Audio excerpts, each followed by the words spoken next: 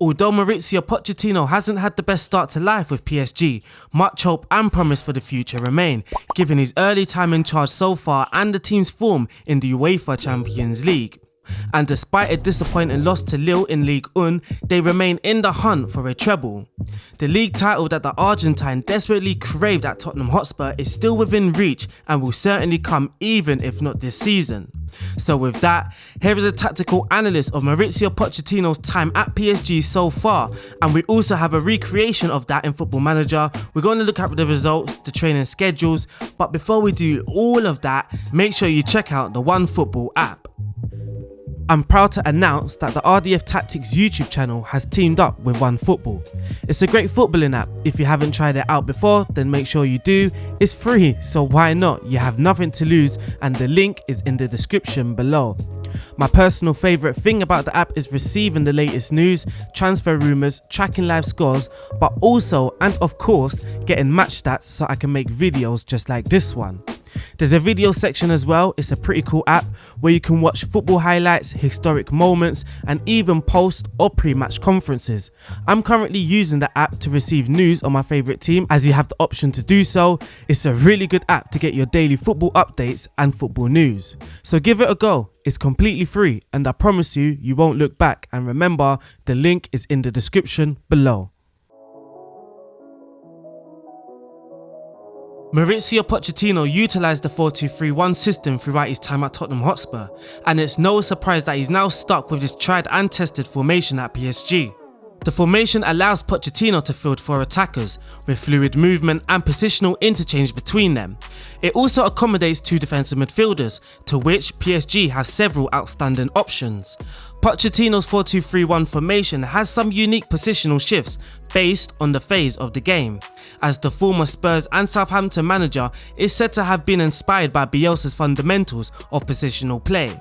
One of those shifts sees the formation operate very much like a 4-2-2-2 at times in attack. The lack of natural wingers and the use of quick attacking transition often aids this approach, but is primarily a result of Poch's willingness to allow Neymar, Mbappe and Di Maria to float around the pitch as they please. They often create a box-like structure in attack, with the front 4 operating in close proximity and at least one winger always inverting. The fullbacks have been less adventurous in Pochettino's system than under Thomas Tuchel, leaving the bulk of the attacking down to the front 4. Sometimes the attack also lacks the natural target man up top like Mauro Icardi or the now departed Edinson Cavani. However, Kylian Mbappe and Neymar are both too talented for that to ultimately matter. When it comes to pressing, Mauricio Pochettino's PSG have carried on from where Thomas Tuchel left off. With a formational shift to a 4-2-3-1, there are now some stark differences. Most prominently, a 4-2-3-1 means that the team often press in a 4-4-2 shape and attempt to stifle the opposition in a more of a mid-block than an out-and-out high press and force them out wide. It may still at times flow in a more of a 4-2-3-1 or a 4-4-1-1 shape, as the attacking midfielder may do more diligent defending if the opposition's outstanding player is the defensive midfielder. For example, against Bayern Munich in the Champions League, Neymar followed Joshua Kimmich side to side while also operating alongside Mbappe whenever one of the central midfielders would push up with the press and mitigate Kimmich's movements instead. It has its obvious advantages when aiding in the 4-2-2-2 look in attack. When the Parisians win the ball back, their wingers will invert and the attacking midfielder often stays high alongside the striker. With Mbappe and Neymar, the two likeliest to play in those positions, it makes it all the easier for PSG to play quick vertical passes into their danger men. In longer spells without the ball, a 4-4-2 mid-block will also take precedence, as the central midfielders will shift and slide with the play and combine with the wingers and fullbacks to mitigate threats out wide. Idrissa Gueye is an exceptional tackler and more reliable member of the midfield line, but there's only so much ground that he can cover. This may be one of the reasons for Pochettino opting a slightly less aggressive press than Tuchel, but it hasn't necessarily helped the team develop a better defensive record. With the front 4 sometimes unwilling to get involved as much as their manager might demand of them, PSG can get outnumbered. They may concede crosses and shots as a result of this, or their teammates may be forced into making fouls in an attempt to allow the team to reset. With the Parisians already not having the most aerially dominant defence, conceding set pieces can be particularly problematic. But if their midfielders and fullbacks are able to stop attacks before it becomes too late, the high position of the front four can also aid in PSG's counter-attacks. So again, there is both some good and bad to their lack of aggression right from the very front. Out from the back, Neymar and Mbappe will often take turns in dropping deeper and engaging in the build-up. They're particularly adept in finding spaces in between the lines and recognising when to play backwards passes or when they have space to dribble. This variety successfully stops an opposition number 6 from covering the number 10. PSG's number 10 may spend more time running in behind the striker than engaging in the build-up, or they can look to drop deep as the striker stays high. When the opposition also have Angel Di Maria to watch out for, it becomes more and more difficult to stop the French champions from breaking through the lines. But Neymar's movements is very key. He likes to drop very deep and engage in the build-up, constantly looking to get on the ball. The other attacking players around him then prepare to receive in space up the field as Neymar turns at speed and runs with the ball. This dropping in makes it more difficult for the opposition's teams to adequately press the likes of Verratti and Paredes in initial moves. Then, as they are afforded more time and space together to get their heads up, Neymar can drift to one side and pull the opposition players with him, opening new corridors to exploit. Although the movement in deep from the attacking minded players like Neymar is important, there is no man more key to PSG's build-up under Mauricio Pochettino than Marco Verratti. The PSG midfielder has completed nearly 90 passes per game in Ligue 1, the most by quite some margin. Although the Italian may attempt the odd longer pass, he's particularly key in keeping the tempo of the game, moving through quick sideways passes to open up new avenues of space. Although this seems like a very simple art, Verratti is difficult to stop when he has possession at his feet and is also quite adept in turning under pressure. With the variety of movements between himself and his midfield partner, he is also difficult to track. The Italian may drop to the side of one of the PSG centre-backs, he might float in between, and he also could operate in between the lines in front of them. Regardless, PSG ultimately want to get the ball into the danger men, and Verratti is key in picking out the right passes at the right moments for his team. Marquinhos and Paredes are also exceptional in the build-up, with greater freedom and capabilities to look out for longer passes. Presnel Kimpembe meanwhile has the highest passing accuracy in the league, 95%, with Diallo and Gay also in the top 5 alongside Marquinhos.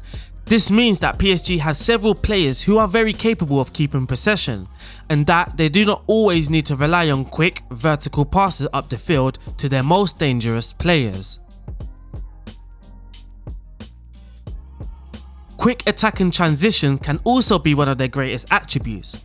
Although PSG are ultimately a possession-based side that can be very patient in possession, they've also proven to be very deadly on the counter-attack under Mauricio Pochettino. The Ligue 1 champions have scored 7 goals from counter-attacks according to who scored the most in the league. They've also completed the highest number of dribbles, 12.9 per game, and also adopt the most verticality in attack, 29% of their attacks. All of these attributes have risen since the Argentinians' arrival and emphasise Pochettino's desire to get the best out of Neymar and Mbappe without needing a focal point up top. With Marco Verratti and Idrissa Gana Gueye also being sound ball winners, PSG can win the ball back quickly when they lose it and instantly make vertical passes for the forward likes of Mbappe and Neymar to start again. PSG understand who they have to give the ball to for the best results in attack, and this, above all else, is one of their greatest tactical weapons. For the concluding thoughts, although Mauricio Pochettino hasn't had the best start to life with PSG, much of his tactical nuance is very apparent and very different from what the team saw before under Tuchel. Whether or not these changes can lead to the team's Ligue 1 glory this season remains to be seen, but the Parisians are at least making a valiant charge towards the UEFA Champions League title after beating Bayern Munich in the second leg to reach the Champions League semi-final against Manchester City. But that wraps up the tactical analyst by myself on Mauricio Pochettino's time at PSG so far. It's a 4-2-3-1, but what we're going to do right now is look at my recreation in Football Manager 2021. We're going to check out the results, the training schedules, and then close the video. So let's head over right now to Football Manager.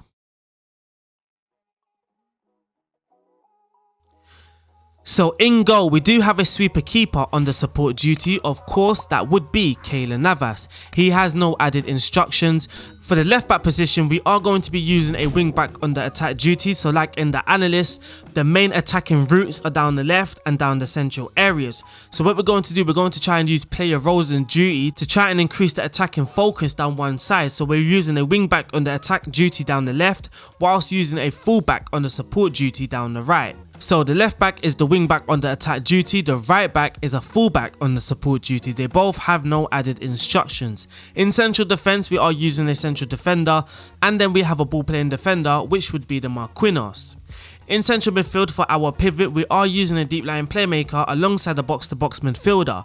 The deep line playmaker is on the defend duty, trying to get him to slot in the side of a defender, in between the defender, or operate in between the lines in front of the defence.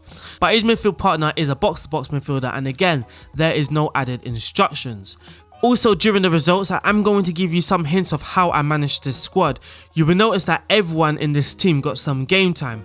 Neymar didn't play every game, Mbappe didn't play every game. Apart from Sergio Rico and Idrissa Gueye, everybody else started at least 10 games.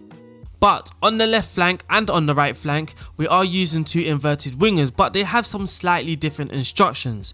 The one on the left is asked to roam from his position, whilst the one on the right is asked to get further forward. Reason being, the advanced forward is really the only person that is going to be penetrating the defence. The inverted wingers aren't really going to be penetrating players, they want to cut inside and operate basically around zone 14. And then there's the advanced playmaker who doesn't really penetrate either. So for the advanced playmaker and the inverted winger, one of them, I am asking them to get further forward when we are in possession, trying to increase the likeliness of us or those players penetrate the opposition defence. So that's the reason why they have slightly different instructions, but they also have more direct passes. Once those wingers get the ball, I want them to be looking at the main man, not looking to pass it sideways or backwards. For the Neymar role, of course, we are using the advanced playmaker on the attack duty. He is asked to get further forward, move into the channels and mark tighter, trying to mark the opposition's number 6 if they are using one.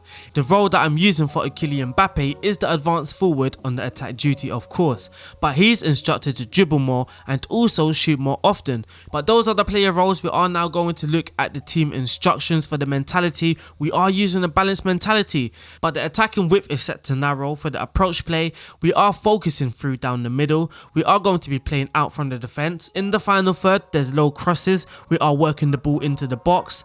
The passing directness is set to shorter with the tempo on higher, and the creative freedom be more expressive. In transition, when possession has been lost, we are going to counter press, and when the possession has been won, we are going to be making our counter movements. When the goalkeeper is in possession, he will be taking short kicks. For out of possession, for the defensive shape, we are using an offside trap because we are using a higher defense line, but we are using a standard line of engagement, trying to operate or utilize that mid block. So we're not out and out a high press team, so we haven't got a higher line of engagement or a much higher defense line. We are using a higher defense line and a standard line of engagement. The defensive width is narrow, so we're forcing the opposition out wide. The pressing intensity is set to more urgent, and we are preventing the short goalkeeper distribution. But that wraps up the tactic. We are now going to check the results, the training, and then we are going to close the video. So, for the results in the Ligue 1 Uber Eats, you can see that Paris Saint-Germain were champions. We played 38, we won 33, we drew 5 and we lost none. A goal difference of plus 97 and the points tally 104. Kylian Mbappe was the top goal scorer for PSG in Ligue 1 with 24 goals. Neymar was the highest average rated player, 7.94. Absolutely incredible. The most assists for Paris Saint-Germain was Neymar and Pablo Sarabia. In the UEFA Champions League, we also won that, though Football Manager likes to tell us we was the runners-up. We weren't the runners-up. We did beat Seville in the final 3-0. The top goal scorer for PSG in that tournament, no surprise, Kylian Mbappe with 13 goals, and Neymar was the highest average rated player in that tournament for PSG as well. We did win the Coupe de France. Icardi scored 5 goals in that competition, and the Trophées des Champions, I'm hoping I pronounced that right, we also won that. So every competition we entered, PSG came out on top. For the Ligue 1 statistics, we had the highest points per game. Of course, we did 2.74 points per game. Most goals in the Ligue 1, PSG, 105 goals. We took the most shots, 669. We had the fewest shots against us, 160. We had the best pass completion. We had the most possession in the league as well, 59%. We had the most clean sheets. 31 clean sheets, absolutely ridiculous. But why 31 clean sheets? Because we only conceded 8 goals. This is by far the best defensive record by far. And you know what? On tape, this is literally the best season I've had on Football Manager 2021 so far. The consistency throughout the whole season was absolutely fantastic in all competitions. So as we can see here for the player stats, Kylian Mbappe scored 24 goals, Neymar scored 18. For the highest average rated player, Neymar had 7.94, Mbappe had 7.38 and Kurzawa had 7.34. For the clean sheets, Keylor Navas of course had 31 clean sheets and Neymar had the most player of the match awards. So of course you can see that we scored plenty of goals, but exactly how did we score these goals? So we're going to go to the team report, the analyst report, scoring, goals. Most of our goals came from place shots, 10 of them came from powerful shots, 9 from headers, which is fairly low, 2 from free kicks and 5 from penalties. You know what? Honestly, we scored way more than 5 penalties. We had about 5 penalties in 5 games, so I don't know why it's only coming up with 5 penalties. For the assists, 26 of them were through balls, 19 were crosses, 4 were from free kicks, 7 from corners, 6 from short passes, 5 from the opposition mistakes, 3 from square balls and 1 from medium passes. But we're now going to look at the squad report, and I'm also going to give you some tips on what I did on how I managed this PSG squad. So for the top scorer in all competitions, of course, was Mbappe. He managed to score 38 goals in 39 starts. Icardi got 23 goals in 18 starts. That's incredible, by the way. 22 goals in 27 starts for Neymar, 19 goals from Julian Draxler, and 12 goals from Pablo Sarabia. For the assists, Neymar again, he got 16 assists, Pablo Sarabia got 14 assists, Julian Draxler got 11 assists, Marco Verratti got 11, and Juan Bernat got 10.